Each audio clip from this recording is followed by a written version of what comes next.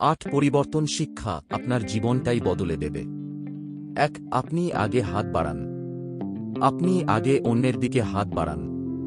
মানে আপনি আগে ফোন করুন, খুদে বার্তা পাঠান, কোনো কিছুর প্রস্তাব দিন, পরিকল্পনা করুন, উদ্যোগী হন।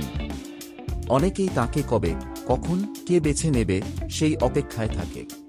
আপনি চুজেন হওয়ার অপেক্ষায় না থেকে বরং চুজার হন। ধারাবাহিক থাকুন। আপনার লক্ষ্যকে ছোট ছোট ভাগ করুন। সে অনুযায়ী প্রতিদিনের কর্মসূচি নির্ধারণ করুন। প্রতিদিন হয়তো আপনি একই রকম এফোর্ট দিতে পারবেন না, তবে লক্ষ্যে পৌঁছানোর জন্য প্রতিদিন কিছু না কিছু করুন। গতি কম বেশি হতেই পারে, তবে পথ হারানো চলবে না। নতুনের স্বাদ নিন। প্রতিদিন নতুন নতুন স্মৃতি তৈরি করুন।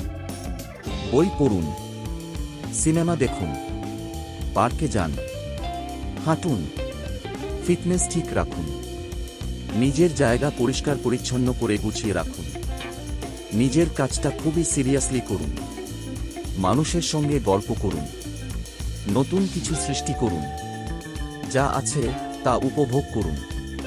টাটকা, ভালো খাবার খান। খাওয়ার সময় ভুলেও স্ক্রিন দেখবেন না। নতুন নতুন জায়গায় ঘুরুন। প্রতিনিয়ত কিছু না কিছু শিখুন। প্রিয় মানুষের সঙ্গে সময় কাটান।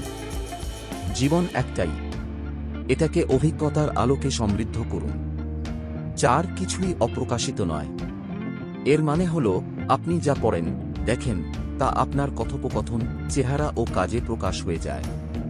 আপনি যদি ব্যায়াম করেন, শরীরে তা ফুটে ওঠে। আপনি যে রকম খাবার খান, তেমনই অনুভব করেন। আপনি শৃঙ্খলাবদ্ধ হলে আপনার আত্মবিশ্বাসে তার প্রতিফলন থাকবেই।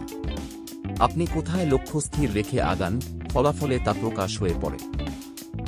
চেষ্টা থামাবেন না। সফল মানুষেরা নিজেদের কাজের বিষয়ে ইতিবাচক মনোভাব রাখেন।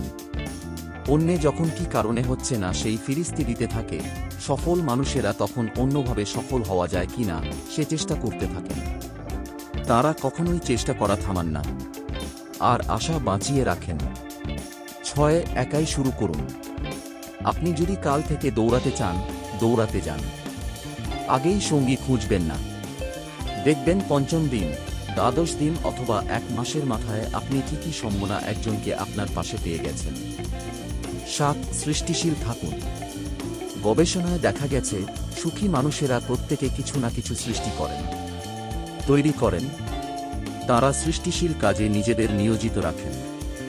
তারাও জীবনে উত্থান পতনের ভেতর দিয়ে গিয়েছেন, তবে সৃষ্টিশীল কাজ তাদের বিষণ্ণতা থেকে বাঁচিয়েছে।